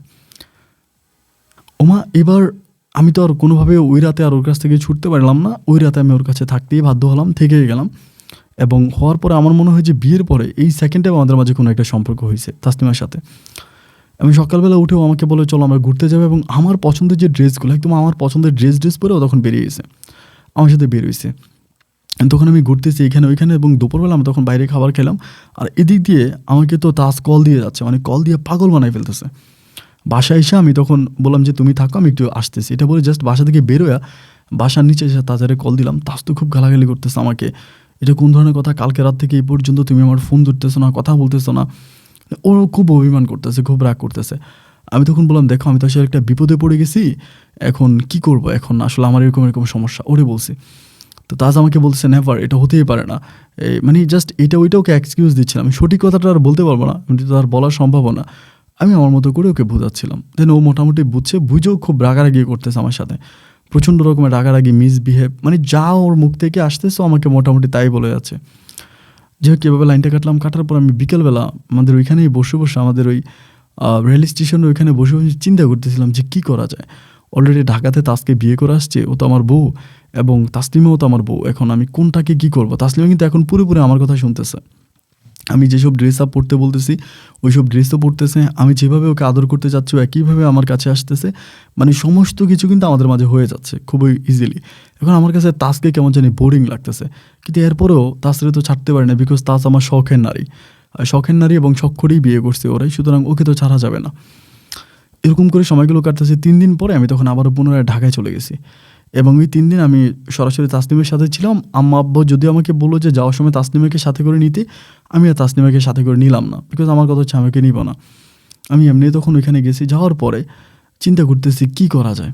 আমি তো তাসকে কোনো কিছু বলতেওছি না, বা বললে তো আরও বেশি রাগারাগি করবে, এমন হতে পারে যে আমাকে মেরে ফেলবো। প্রচণ্ড রকমের রাগি মেয়ে কিন্তু। তো ভাবতেছি এখন কি করা যায়। একটা ফ্রেন্ডের সাথে, আমার ফ্রেন্ডটা মোটামুটি অনেকটা মানে ঘনিষ্ঠ একটা বন্ধু আর কি, ওর সাথে আমি তখন বিষয়টা শেয়ার করলাম যে দোস্ত তুই কারো কাছে বলিস না, ওরে শপথ টপথ করে ওরে বিশ্বাস করে। আমি তখন সমস্ত কথাগুলো বললাম যে এই ঘটনা, আমি এরকম একটা বিপদে পড়ছি, এখন এই বিপদ থেকে রক্ষা হওয়ার একটা রাস্তা তুই আমাকে খুঁজে দে। আমার বন্ধু তো আমার কথাগুলো শুনে না, ও খুব অবাক হয়ে গেছে। আমাকে বলে এখন আমি কি বলবো, এখন কী বা কী বলার আছে, তুই তো সব কিছুই বুঝতেছস, যেটা করছিস সেটা তো ভালো করিস নাই। আমি তখন বললাম যে দেখ আমি তো আসলে কোনো কিছুই ভেবে চিন্তে করি নাই, এখন যা হবার তা হয়ে গেছে, তুই আমাকে একটা ভালো আইডিয়া দে আমি কীভাবে এটা থেকে বাঁচতে পারি বা কীভাবে কী করা যায়। আমার বন্ধু তখন আমাকে বলছে আচ্ছা ঠিক আছে, আমি তোকে একটা ভালো আইডিয়া দিতেছি, দেখ কোনো না কোনোভাবে তুই বউটার কোনো দোষ খুঁজে পাস কিনা, মানে তাসলিমের কোনো একটা অন্যায় বা অপরাধ কিছু একটা খুঁজে পাইলে সে অন্যায়ের এক্সকিউজটা ধরে তুই তাকে ছেড়ে দিতে পারবি, এরকম কোনো কিছু পাওয়া যায় কিনা। তা আমি বললাম যে আমি এরকম কী পাবো, ওর মাঝে তো এরকম কোনো কিছুই নেই, ও আমার সাথে নর্মালি কথা বলে এবং সর্বদিক থেকেও আমার সাথে ভালো আছে, আমাদের মাঝে কোনো সমস্যাও নাই, মানে সব কিছু ঠিক আছে। এখন আমি তো ওর এরকম দোষটা পাবো কোথায়, এরকম কোনো দোষ তো নাই। আমার বন্ধু তখন অনেক টেনশন করতে, মানে ও চিন্তা করতেছে কী করা যায়, কারণ একটা মেয়েকে তো এরকম হুট করেই ছাড়া যাবে না। পরে আমার বন্ধু বলে একটা কাজ কর, তুই ডিরেক্টলি ওকে ছেড়ে দে। আমাকে বলতেছে, আমি বললাম আরে ডিরেক্টলি ছাড়বো কীভাবে, মানে আমার বলো তুই ওর এই বিষয়টা বুঝায় বল যে তুই অন্য অন্য মেয়েকে ভালোবাসিস। মানে ও যে আইডিয়াগুলো দিচ্ছে কোনো আইডিয়াই মোটামুটি আমার মাথায় ঢুকতেছে না, এবং কোনো আইডিয়া আমি আমার মেমোরিতে নিচ্ছি না। পরে চিন্তা করলাম যে এই দিক দিয়ে তো তাজ আমাকে ফোন দিয়ে পাগল বানাই ফেলতেছে, আবার ওই দিক দিয়ে তাসনিমা, মানে দুইটা প্যারা আমি নিতে পারতেছিলাম না। তো দুইটা প্যারা তাসনিমা কিন্তু খুব কম টাকায় বিয়ে করি, 5 লাখ টাকা কাবিনে বিয়ে করি। আমি তখন করলাম কি, আমার একদিন আমার মামার পায়ে ধরে কান্না শুরু করলাম, আমার ঢাকাতে যে মামা আছে। মানে তখন ভাই এত প্রেশারে পড়ে গেছি, একদিক দিয়ে তাসলিমে ফোন দেয়, একদিক দিয়ে হচ্ছে তাজে ফোন দেয়, মানে আমাকে পাগল বানিয়ে দিতেছে, কতক্ষণ ও মানে চারদিক থেকে আমাকে যেন টেনে ছিঁড়ে ফেলবে, খেয়ে ফেলবে একটা অবস্থা। দেন আমি তখন মামারে ফোন দিয়ে মানে মামার হাতে পায়ে ধরে কান্নাকাটি করতেছে, মামা একটা অন্যায় করে ফেলছে, এখন একমাত্র আপনি আমাকে অন্যায় থেকে বাঁচাইতে পারেন, আমি এরকম করে ফেলছি, মানে বলে ফেলছে মামার কাছে ফুললি। মামা তো শুনে একদম মানে খুব অবাক হয়ে গেছে, আমাকে বলে এটা কীভাবে কী করলি। আমি বললাম মামা যা করা তা তো করেই ফেলছি, এখন এটা থেকে বাঁচার উপায় কী বা কীভাবে বাঁচতে পারি আপনি আমাকে রক্ষা করেন মামা, আমি অন্যায় করে ফেলছি। মামা তখন আমাকে বলতেছে আচ্ছা ঠিক আছে সমস্যা নাই, তুই একটু ঠান্ডা হও, মাথা ঠান্ডা কর, এবং আমি ভেবেচিন্তে দেখি কী করা যায়। মামাকে এটা বলার পরে মামা তখন তার পরের দিন বাড়িতে যায়, বাড়িতে গিয়ে আম্মুর সাথে বসে মামা তখন আম্মুকে যতটুকু পারতেছে আম্মুকে বুঝাইছে, এরকম বলছে। আম্মু আমাকে ফোন দেওয়া খুব কান্নাকাটি করতেছে, এটা তুই কীভাবে করলি, ওই মেয়ের সম্বন্ধে কতটুকু জানিস। আমি বললাম যে মা আমি বিয়ে করে ফেলছি, এখন তো কোনো কিছু করা নাই, মানে মামাকে আমি ফুললি বলেছি সব কিছু। দেন মামা তখন করলো কি, আব্বুর সাথে কথাবার্তা বলো, একটা জিনিস হয়ে গেছে, তখন তো আর কিছু করার নেই। অ্যান্ড আব্বু এবং আমার আম্মু তখন তার পরের দিনে মামার সাথে আবার ঢাকায় ব্যাক করছে। ঢাকায় আসার পরে আব্বু যদি আমাকে মারছে, আমার গালে কয়েকটা থাপ্পড় দিয়েছে, অ্যান্ড থাপ্পড় দিয়ে বললো যে তুই এটা কীভাবে করলি, কেন করলি। তো আমি বললাম যে আব্বা যা করার তা করে ফেলছি, আমি তো বুঝতে পারিনি, এখনও তাসলিমার সাথে আমার যাবে না। পরে আমার আব্বা আম্মা যেটা হয়ে গেছে, আমার আব্বা তখন তাসলিমার আব্বাকে ফোন করলো, করে ওনার সাথে দেখা করে পারিবারিকভাবে তারা তখন কথাবার্তা বলে আমি তখন আমার মতো করে তালাক করে দিলাম। তো বিষয়টা যদি আমার খুব খারাপ লাগছে, তাসলিমা লাস্টে পুরো ভালো হয়ে গেছিলো, আমি যেমন চাইছিলাম ওর তেমনই হয়েছে, কিন্তু অনেকটা সময় লেট করে ফেলছে। এই সময়গুলোর জন্য আর ওর সাথে আমার ওরকম অ্যাডজাস্টমেন্টটা হয়ে ওঠে নাই। যাই হোক পরিশেষে তাসলিমা আমার লাইফ থেকে চলে গেল, ওর সাথে আমার তালাক হয়ে গেল, মানে আমি তালাক করে দিলাম। এবার আব্বা আম্মা তো আর ওই তাজ সম্বন্ধে কোনো কিছু জানতেও চায় না, যে তাজের বাড়ি কোথায়, ঘর কোথায় বা এই কোনো কিছু। আব্বা আমাকে ঠাস করে এটাই বলতেছে, তুই বউ নিয়ে ঘরে আয়, যেটা তোর ভালো হয়, যে মেয়ের সাথে তোর ভালো কাটে ওই মেয়েকে নিয়ে তুই ঘরে আয়, জাস্ট ঘরে চলে আয়, আব্বা আমাকে এটা বলে। তো আমি তখন বললাম যে ঠিক আছে। পরে আমি তাজকে জানাইলাম যে চলো এমন এমন ঘটনা, আমরা চলে যাই, মানে তোমাকে গ্রামে নিয়ে যাবো। ও আমাকে কিন্তু তখন অসম্ভব ভালোবাসে, মানে তাজ আমাকে ওই সময় সারা পৃথিবী একদিকে, তাজের আমি একদিকে, খুব বেশি ভালোবাসে আমাকে। ও তখন আমাকে বলে যে ঠিক আছে তাহলে তোমার আব্বু যেহেতু বলতেছে আমরা তাহলে গ্রামে চলে যাই। পরে ওর সাথে আমি তখন আমাদের খুলনাতে চলে আসি। ওর বাবা মা কোনো কিছু, আমি ওর কোনো কিছু খোঁজখবর নিয়ে আমার কাছেও চলে আসছে। আসার পর আমাদের বাসায়ও আছে। আমি শুধু ওর একটা খালাম্মাকে চিনি, খালাম্মার সাথে আমার মাঝে মাঝে কথা হতো, এখনও কথা হয়। তো ওই খালাম্মাটা আমাকে বলে যে নিয়ে যাও, খালাম্মার কাছ থেকে পারমিশন আমি তখন ওকে আমাদের বাড়িতে নিয়ে আসছি। তো এদিক দিয়ে তো আমার বউ তাসনিমা চলেই গেছে। তো আমি আমার তাদের সাথে মোটামুটি খুব ভালোভাবে সম্পর্ক হচ্ছে, খুব মধুরভাবে সম্পর্ক হচ্ছে। এরকম করে প্রায় 2 মাসের মতো তাজ আমাদের গ্রামে থাকে। বাট 2 মাস পরে তাজ জানি কেমন হয়ে যায়, মানে ও গ্রামে থাকতে চায় না, মানে খুলনায় থাকতে চায় না। খুলনা সিটি ওর কাছে বোরিং লাগে, কারণ ওর কিছু অভ্যাস আছে, সেটা আমারও ভালো লাগে, শুধু যে ওর তা না। মানে সন্ধ্যার পরে আমরা বাসা থেকে বেরিয়ে যাব, রাত অবধি পর্যন্ত আমরা বাইরে বাইরে ঘুরবো, গাড়ি নিয়ে ঘোরাফেরা করব, গাড়ি হচ্ছে সানরুফ খুলে দিয়ে তারপরে আমরা উঠবো। তো এই বিষয়গুলো আমাদের কাছে খুব ভালো লাগতো। দেন ওই জায়গা থেকে তখন আমি, মানে আমার এগুলো মনে হইতো, মনে হওয়াতে তখন ও আর আমি আবার খুলনা থেকে ব্যাক করে দেন ঢাকাতে চলে আসি। আবারও ঢাকাতে আসি, ঢাকাতে এসে থাকতেছি। এমন করতে করতে ও তখন মানে বিভিন্ন বিজনেসের আইডিয়া আমাকে দিচ্ছিল, যে এই বিজনেস করতে পারি, ওই বিজনেস করতে পারি। তখন আমি একটা গার্মেন্টস মানে একজন ভাইয়ের সাথে আমার পরিচয় হয় ঢাকাতেই, এবং তিনের সাথে আমার আগেই মেসেঞ্জারে কথাবার্তা হইতো। তিনি মানে বাংলাদেশ থেকে প্রোডাক্ট নিতে আমেরিকাতে। ওই লোকের সাথে আগে আমার পরিচয়, এবং একটা বাড়ি গিয়ে তার সাথে আমার পরিচয় হয় মূলত। পরে আমি তার সাথে কথাবার্তা বললাম, এমনি আমি একটা গার্মেন্টস খুলতে চাই, তুই আমাকে আইডিয়া দে।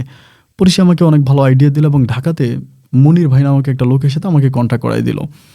দেন মনির ভাইয়ের সাথে তো কখন কথা বললাম, কথাবার্তা বলার পরে মনির ভাই তখন আমাকে বললো যে ঠিক আছে সমস্যা নেই, তুমি যদি গার্মেন্টস করতে চাও আমি তোমাকে হেল্প করবো, এবং গার্মেন্টস লাইনে যতটুকু হেল্পের দরকার উনি আমাকে খুবই হেল্প করে। এবং করার পর আমি তখন তাজ পেশন নামের একটা গার্মেন্টস আমি তখন খুলি।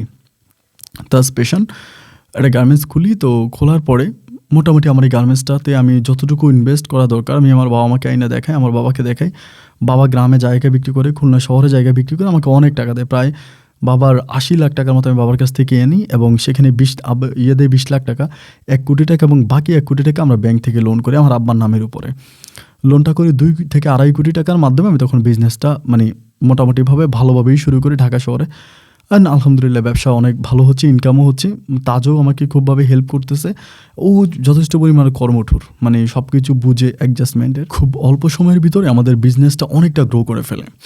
তো 2 বছরের মতো এভাবে ব্যবসা করি। 2 বছর ব্যবসা করার পরে প্রচুর পরিমাণ লাভ হয়, অনেক টাকা লাভ হয়, এবং লাভের অনেকটা অংশই তাজও নিয়ে যাচ্ছে, আমিও নিয়ে যাচ্ছি। এরই মাঝে আমি এবার তাজের বাসায় যাচ্ছি। ওরা আব্বা আম্মার সাথে আমার সম্পর্ক হয়, ওরা আব্বা আম্মা আমাকে খুব আদর করে, এবং তারাও খুলনাতে আসে, আমিও আবার খুলনা থেকে তাদের বাসায় যাই। মোটামুটি পারিবারিকভাবে তখন বিষয়টা খুব ভালোভাবে হয়ে গেছে, মানে খুব ভালোভাবে বিষয়টা হয়ে গেছে। এইভাবে ব্যবসা বাণিজ্য করতে করতে গিয়ে আমরা একটা জিনিস ভুলেই গেছিলাম, যে আমরা যেহেতু বিয়ে করছি আমাদের বেবি হওয়া দরকার, মানে বেবি নেওয়ার বিষয়টা। তো আমার আম্মা একদিন আমাকে বলে, কি রে বিয়ে করলে 2 বছর হয়ে গেল, 2-2.5 বছরের মতো হলো, তোরা বাবু নিচ্ছিস না কেন? তো এরই মাঝে কিন্তু আমরা বিভিন্ন দেশে যাইতেছি ব্যবসা বাণিজ্যের কাজে, আমেরিকাতেও গেছি 2 বার। তো সব কিছু মিলে আমরা খুবই ব্যস্ত, আমাদের হাতে ওরকম সময় নেই। পরে আম্মু যখন বিষয়টা বললো যে তুই বিয়ে করতেছিস না কেন, এত বয়স হয়ে গেছে, মানে বাচ্চা নিচ্ছিস না কেন, এত বয়স হয়ে গেলে তোদের বিয়ের, বাচ্চা নে, এটা বলে। তখন আমি তাজকে হঠাৎ প্রশ্ন করলাম যে আমরা বেবি কেন নিচ্ছি না? পরে তাজ আমাকে বলে, আসলে বেবি নিতে গেলে মানে এই মুহূর্তে বেবি নিলে শারীরিক গঠন নষ্ট হয়ে যাবে, ফেজ নষ্ট হয়ে যাবে, আমরা আগের মতো করে চিল করতে পারবো না, সো আমরা পরে বেবি নেব, এটা আমাকে বলে। এরকম করতে করতে আরও 1 বছর কেটে গেল, এবং 1 বছর কেটে যাওয়ার পরে ইন দ্য মিন টাইম হচ্ছে করোনা ভাইরাসের যে সমস্যাটা, এটা তখন চলে আসলো 20 সালের দিকে, 20 সালের দিকে তখন করোনা আসছে। দেন আমি তখন তারা বারবার বলতেছি যে আম্মু খুব, ওই সময় তো ধরেন ব্যবসা পুরোপুরি বন্ধ, গার্মেন্টস বন্ধ হয়ে গেছে, আমরা সবাইকে ছুটি দিয়ে দিছি, গার্মেন্টসের তালা মেরে আমি তখন গ্রামে চলে গেছি, মানে খুলনায় চলে গেছি, ও চলে গেছে আমার সাথে খুলনায়। তো তখন তো ওই পারিবারিক বিষয়টা আবার মেনটেন করা লাগতেছে, পরিবারের সবাই আসতেছে, একই কথা বলতেছে, কেন বিয়ে করছি, বেবি কেন হচ্ছে না, সবাই নানান কথা বলতেছে। আর আত্মীয় স্বজন সবাই আসতেছে, কারণ তাজ কিন্তু দেখতে অনেক সুন্দর, অনেক সুন্দরী। তো এখন বেবি হবে না কেন, বেবির বিষয় নিয়ে অনেক কথাবার্তা। ও বলে আমি বেবি নিব না, একটাই কথা বলে, আমি বেবি নিব না। তো বেবি কেন তুমি নিবা না? একটা মেয়ের তো এরকম স্বপ্ন থাকে না যে সে বাচ্চা নেবে না, অফকোর্স সে বাচ্চা নিতে হবে, বাচ্চা কেন তুমি নিবা না? এটার জন্য মোটামুটি ওর সাথে আমার খুব ঝগড়া ঝামেলা, কথা কাটাকাটি, এরকম অনেক কিছু হতে হতে আমার একদিন খুব রাগ উঠছে ওর উপরে। রাগ ওঠার পরে মানে ও বেবি কেন নেবে না, আমার বন্ধু বলতেছে যে একটু জাস্ট চেক আপ করতে পারলে ভালো হইতো আর কি, মানে চেক আপ করলে মূলত মানে ওর সমস্যাটা কী বা কেন বেবি হয় না বিষয়টা উঠে আসতো। এইভাবে ভাই প্রতিটা দিন তার সাথে আমার ঝগড়া হচ্ছে, প্রতিটা দিন এবং প্রত্যেকটা দিন যে তুমি বেবিটা কেন দেখাবা না, কী কারণে দেখাবা না, এটা সেটা। তো আসলে লজ্জার কথা আমি কি বলবো, খুব ভেঙে না বলি, আমি কোনো একটাভাবে তার প্রস্রাব হচ্ছে সংরক্ষণ করি। আমার বন্ধু আমাকে বলে যে প্রস্রাবটা নিতে পারলে ও টেস্ট করবে। তো আমি যে কোনো কৌশলে হোক তার প্রস্রাব নেই এবং নেওয়ার পরে এটা আমি আমার বন্ধু ল্যাবে নিয়ে যাই, ওটা পরীক্ষা করি। এবং এটা পরীক্ষা করার পরে আমার বন্ধু আমাকে বলে, তুই প্রস্রাবটা কি সিরিয়াসলি তোর ওয়াইফের ছিল? আমি বললাম হ্যাঁ, এটা আমার ওয়াইফেরই প্রস্রাব ছিল এবং এটা তুই চেক করে বল কী হয়েছে। ও তখন টেস্ট করে আমাকে বলে, বন্ধু এটা তো আসলে কোনো মেয়ের না, এটা তো আসলে মানে লাইক হচ্ছে এটা একটা, যেটা আমাকে ও বললো আর কি, যে তৃতীয় লিঙ্গ বা হিজড়া এই টাইপের কিছু। তা আমি তখন বললাম যেটা কীভাবে সম্ভব, মানে ও আমাকে বলেছে যে প্রস্রাবের মাধ্যমে এটাই বুঝতে পারছে। তখন আমার মানে আমি আসলে খুব অবাক হয়ে গেলাম যে এটা কোন ধরনের কথাবার্তা।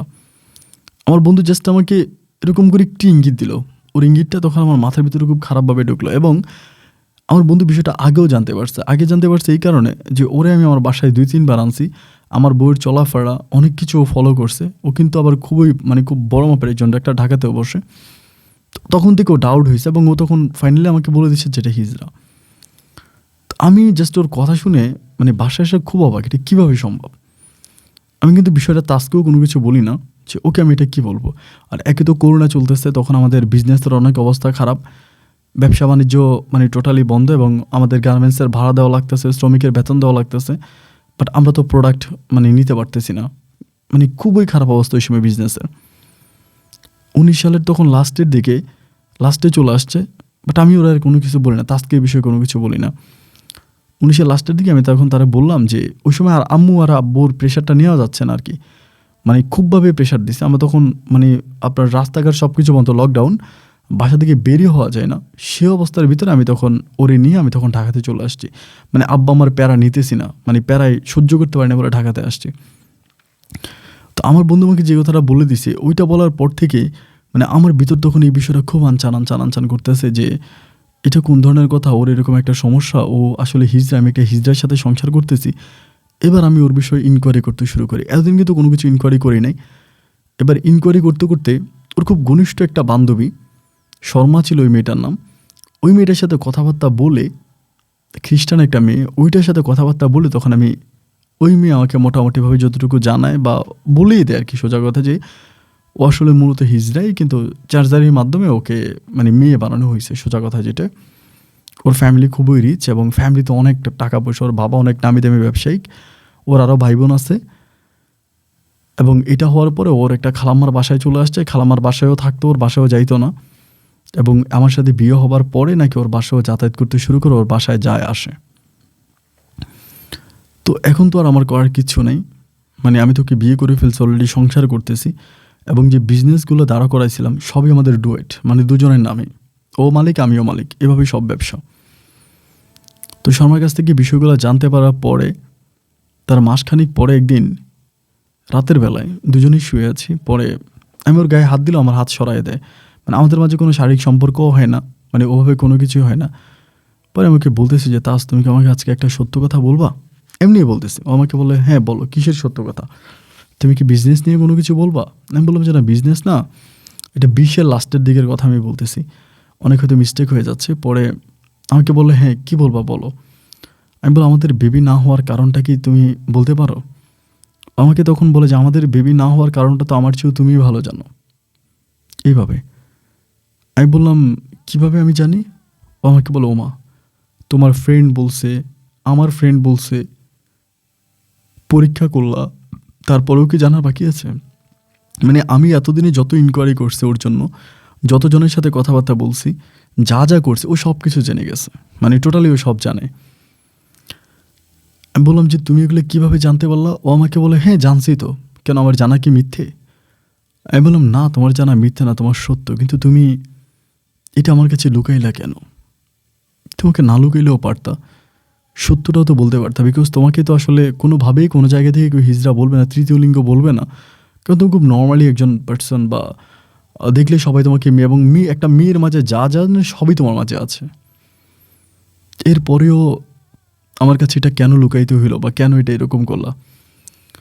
আমাকে তখন বলতেছে, দেখো আমি তোমার সাথে খুব বেশি কথা বলতে চাই না এবং এই বিষয়ে তো নাই, তোমার সাথে খুব বেশি কথা বলতে চাই না, এই বিষয় তো নাই, বাট আমি তোমাকে অনেক লাভ করি, তোমাকে অনেক ভালোবাসি, তুমি আমার কাছে সব জিনিস পাবা, জাস্ট বাচ্চারা পাবা না, ওইটা তোমাকে একটু স্যাক্রিফাইস করে মানায় নিতে হবে।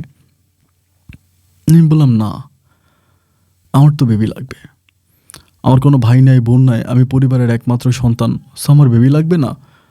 আমার বাপ মা অলওয়েজ আমাকে বেবির জন্য প্রেশার দিয়ে যাচ্ছে, বাচ্চা লাগবে বলে তারা আমার মাথা খারাপ করে দিচ্ছে, সো আমার তো অফকোর্স বেবি লাগবে, আমি বেবি নিব।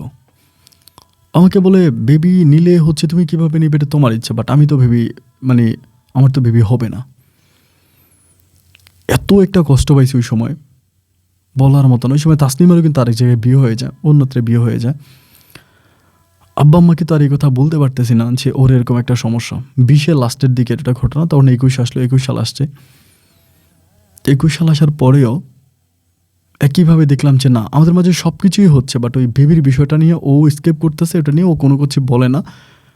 আমি তখন একদিন রাতে ওকে বলতেছি যে একটা কাজ করি, যেহেতু মনে করো তোমার বেবি হয় না, আমি একটা বিয়ে করি, আমার তো বেবির প্রয়োজন, কারণ বাপ মা বেবির জন্য যেভাবে প্রেশার দিছে, আমি এর মেয়ে যে আমার আব্বা আম্মাকে বলে দিয়েছি যে ওর ভিতরে একটা রোগ আছে, ওর জরায়ুতে একটু সমস্যা আছে, ওর বেবি হবে না, আমি ডাক্তারের কাছে ওকে নিয়ে গেছি। তখন আব্বা আম্মা একটা কথাই বললো যে ঠিক আছে, ওর যেহেতু বেবি হবে না, তুই আরেকটা বিয়ে করে ফেল, আরেকটা বিয়ে কর, অ্যান্ড একটা বিয়ে কর। এই জন্য আব্বা আম্মা তখন আমাকে খুব প্রেশার দিচ্ছে যে আমি একটা বিয়ে করার জন্য। পরে আমি সিদ্ধান্ত নিলাম যে আমি বিয়ে করব, এবং ওর যেহেতু বেবি হয় না, শুধু এই কারণেই। আমাকে ওই দিন কোনো কিছুই বললো না, মানে বিয়ের দিন তারিখ সব কিছু ঠিক হলো, কথাবার্তা হলো, মানে 3 দিন আগে কথাবার্তা, এঙ্গেজমেন্ট সব কিছু, 3 দিন পরে বিয়ে। যেদিন এঙ্গেজমেন্ট হয়েছে ওই দিন আমি যখন খুলনাতে, ও ঢাকাতে, হঠাৎ করে ওর আম্মু আমাকে ফোন দিয়ে বলতেছে ও নাকি বিষ খাইছে, আমাকে ফোন দিয়ে বলতেছে যে ও বিষ খাইছে, ও হসপিটালে। এইটা কোন ধরনের কথা? আমি তো ভাই জান নিয়ে পরে খুলনা থেকে কোনোভাবে আসছি ঢাকাতে, আসার পরে হসপিটাল অবস্থা খুবই খারাপ, মানে এত যে খারাপ বলা মত, কারণে সার্জারি করা তো, এবং বিষটাও নিতে পারে নাই, ডাক্তারে বাঁচবে বলেও বলে নাই। যাই হোক, আল্লাহর অশেষ মেহেরবানি তো বাঁচছে, এবং এতে আমার বিয়ে টিয়ে যা আছে মোটামুটি সব কিছুই বন্ধ হয়ে গেছে, সমস্ত কিছু বন্ধ। ও বাঁচলো। বাঁচার পরে আমি ওর কাছে গেলাম যে তুমি এটা কেন করতেছো? আমাকে একটা কথাই বলে যে দেখো, আমি তোমার এই ভাগটা পৃথিবীর কোনো মেয়েকে দিতে পারবো না। কোনো মেয়ে তোমাকে টাচ করবে, কোনো মেয়ে তোমার সাথে থাকবে, আমি এটা মেনে নিতে পারবো না। You have 2 option.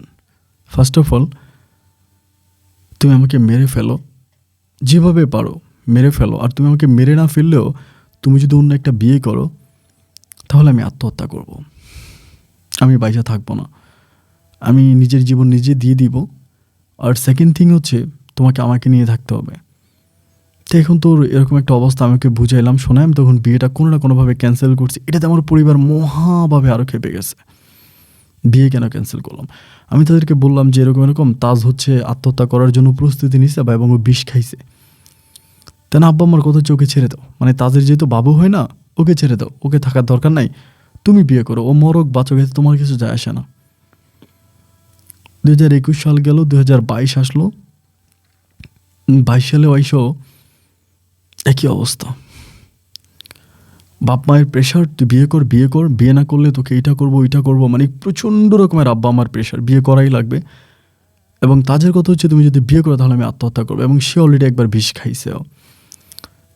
লাস্ট পর্যায়ে সে ঠিক ইদানিং যে অবস্থা, যে ও আমাকে ওর কাছ থেকে একটা সেকেন্ডের জন্য দূরে যেতে দেয় না।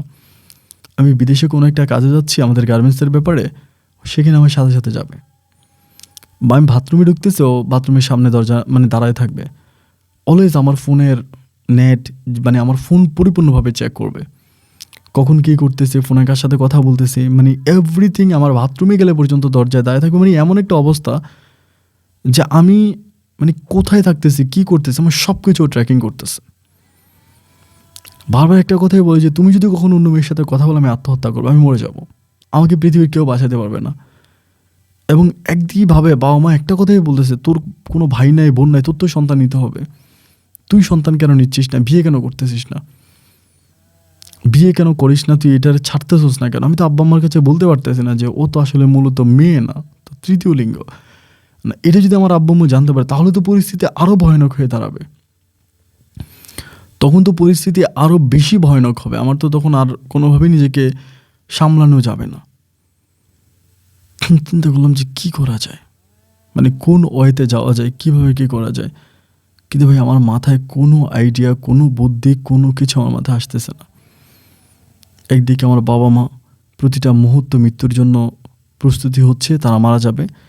আমি যদি বিয়ে না করি তারা আমার নাতিপুতিকে দেখতে চায়। এবং ওইদিকে তাজের একই ঘটনা যে আমি অন্য কোনো মেয়ের সাথে বিয়ে তো দূরের কথা বললেও আত্মহত্যা করবে। এবং তাজ আর আমার সম্পূর্ণ বিজনেস, তাজের সাথে যদি আমার কিছু, আমার ব্যবসা বাণিজ্য সব যাবে। না পারি আব্বা আম্মাকে বুঝাইতে, না পারি তাজকে বুঝাইতে। জীবনে ঠিক এই পর্যায়ে দাঁড়িয়ে আপনার কাছ থেকে এই কথাগুলো বললাম। আপনি অনেককে অনেক ধরনের আইডিয়া দেন, বুদ্ধি দেন। এটা আমার কাছে মনে হয় যে আপনি এই বিষয়ে আমাকে একটু সাহায্য সহযোগিতা করবেন। আমার টাকা পয়সা, অর্থ, আভিজাত্য, ব্যাংক ব্যালেন্স, গাড়ি বাড়ি কোনো কিছুর অভাব নাই, কিন্তু আমার একটা সন্তান নেই। আমি একবার একটা পালক সন্তান এনেছিলাম হসপিটাল থেকে। এটা আনার পরে আমার আব্বা আম্মা এই সন্তানটাকেও রাখে নাই। তাদের কথা, তারা অন্য সন্তান কেন নিবে? আমার বউয়ের সন্তান লাগবে। আমার বউ তো সন্তান কখনোই তার পেটে আসবে না। কি করা যায় ভাই, আপনি যদি আমাকে একটু জানাতেন। ভালো থাকবেন। আসসালামু আলাইকুম।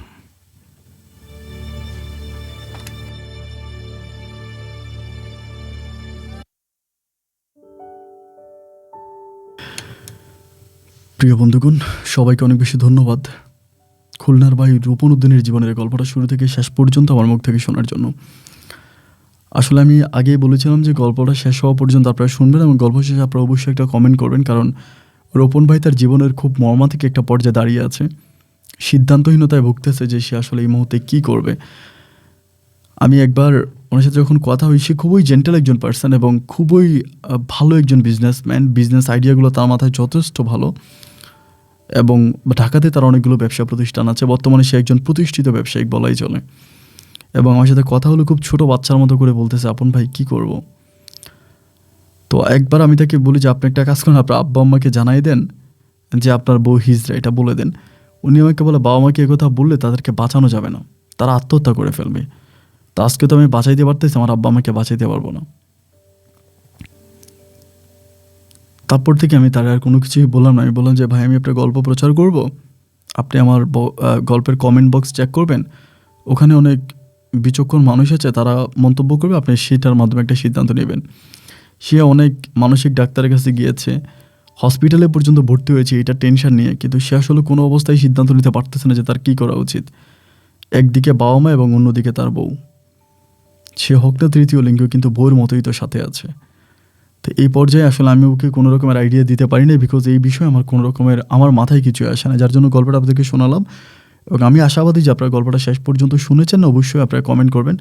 আপনাদের একটা ভালো কমেন্টের মাধ্যমে আমার খুলনার ভাই রোপন হয়তো তার জীবনে একটা সঠিক সিদ্ধান্তে যেতে পারবে। বন্ধুরা সবাই ভালো থাকবেন, সুস্থ থাকবেন, এই শুভকামনা আজকের মতো এখানেই বিদায়। আপনাদের সাথে আমার দেখা হবে অন্যদিন অন্য কারো বাস্তব জীবনের গল্প নিয়ে।